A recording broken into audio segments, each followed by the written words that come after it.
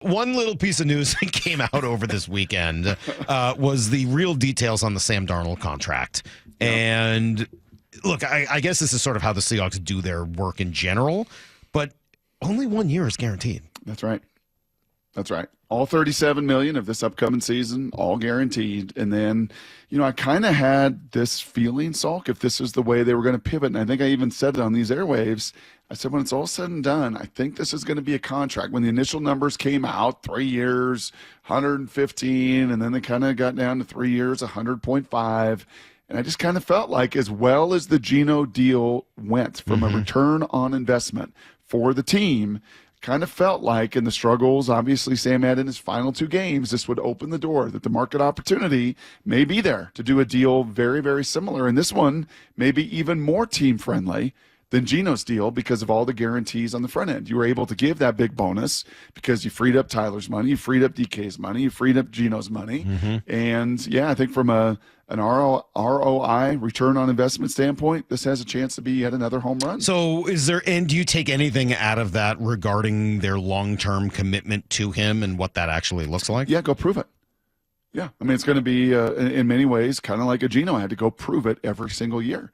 And I think they really liked, organizationally, some of that freedom. And I think you should, and all Seahawk fans should, because this does not preclude you then in any way to go do whatever you want in this draft at the quarterback position. Now, I think this, obviously precludes you, and he was the one you wanted in the veteran market, and not Aaron, and not Russell, and not maybe some of those other directions you've gone. But, I think this gives you a terrific system fit. And I know, not everybody in the building is excited about him as maybe you and I are, and that's fine. Certainly Bobby isn't, and that's fine. He's entitled to his opinion. You get it. A bunch of rough years before last season for Sam, but this is very much a prove a deal, and I think that player knows that. And I think Sam's mature enough to know that, and certainly organization likes the structure of that. I'm looking at a new mock draft that just came out this morning. Who do we got? Yeah, this is just a Pro Football Focus one, so I don't know what to make of this. But a couple things do jump out. So this has Cam Ward still at the top, Travis Hunter 2. It actually still has Shador number 3 to the Giants, who obviously are still in need of a quarterback, and maybe they'll do it just because they have to. Has the Bears taking Abdul Carter, which is.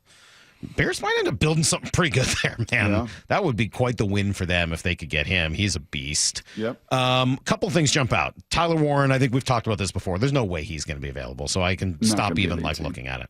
Yep. But you know who else isn't going to be available is Armand Membu.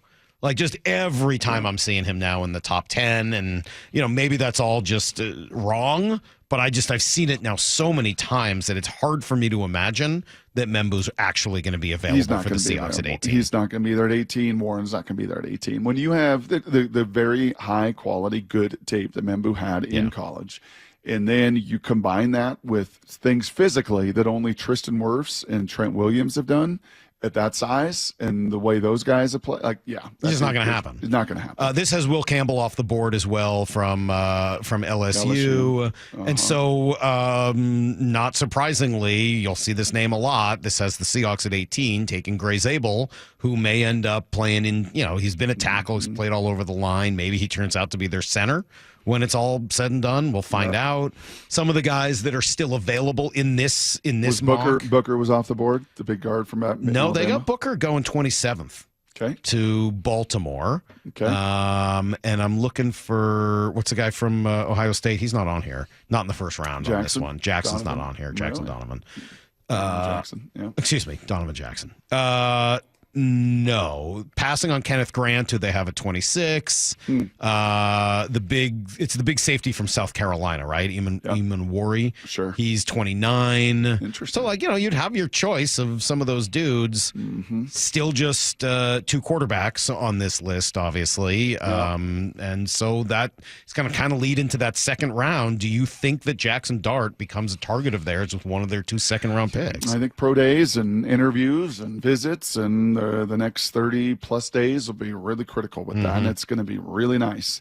Chatted a little bit with Daniel Jeremiah, actually a couple times over the last couple weeks with these different kind of Seahawk moves and possibilities in free agency and kind of what he is hearing, and we will get him into the fold. But, Tyler Shuck, the kid out of, he's been everywhere, the Johnny Cash of QBs, finished at Louisville, and then I think Jackson Dart are the two that seem to be climbing. Would Jackson Dart be still there in the 50s for you? I think the next month will really determine that. What did you make, by the way, and it's a lot of me talking, do you like the Sam Darnold 1 year? Or does that say to you, like, maybe there wasn't that strong of a market between Pittsburgh and New York and everything else for his services? No, I like it. I think it's great because, again, I like Sam Darnold. I'm happy to have him here. Hopefully it works out, and he's great. But I'm all about finding your elite franchise quarterback. So the fact that you have an out after 1 year, after 2 years, et cetera, to me is great. I just want to know what you're going to do in the meantime to pair with that move to try to find the guy that you think is going to be great. And I said this on Friday. I'll say it again. If and when John Schneider drafts a quarterback, I will believe in that quarterback. Like, I trust John pretty implicitly on that. If he has identified somebody for the first time since Russell Wilson that he truly wants to go after, I'll be psyched. Yeah, but because it's been over a decade, and because of the people he tried in between Josh Allen. And I don't think that was, by the way, I think there was a lot of merit to that. And that wasn't just you and I talking. That wasn't an after the fact, like, oh, well, of course you love. No, we heard it at the time. Josh Allen and Patrick Mahomes were the two guys. And remember how fired up Russ's people were. He doesn't say that about everyone. We haven't heard that about everyone. Lamar Jackson wasn't like that. And we didn't hear that about the kid this past year, Jaden Daniel or Joe Burrow. Right. Those two were the two guys that John wanted since Russell.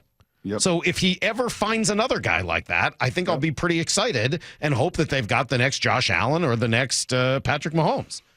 But I just hope that at some point that's going to occur because it's been so long since they drafted Russell Wilson. It's been 13 years since they drafted Russell Wilson.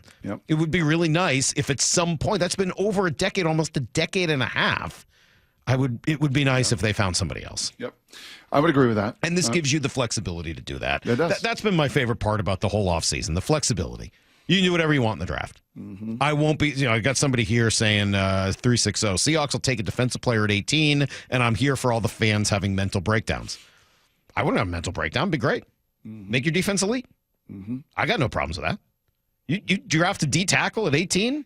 Sign me up, man. I'll be psyched. But you better make sure at 50 or 52 you get an offensive line. That's for sure. And that 50 and 52 grade on that player better be like right there as high as somebody that you could have had at 18 or 25 or a trade down or anything of that nature. Well, I think that's why I'm a little frustrated with the fact that they haven't done more in the free agent guard market or center market, because I would like for them, honestly, I would prefer for them to go defense at 18. Yeah, the fascinating storyline, and I'll do some homework here over the next month or so and see if it actually is a storyline or not, and that is Shedeur.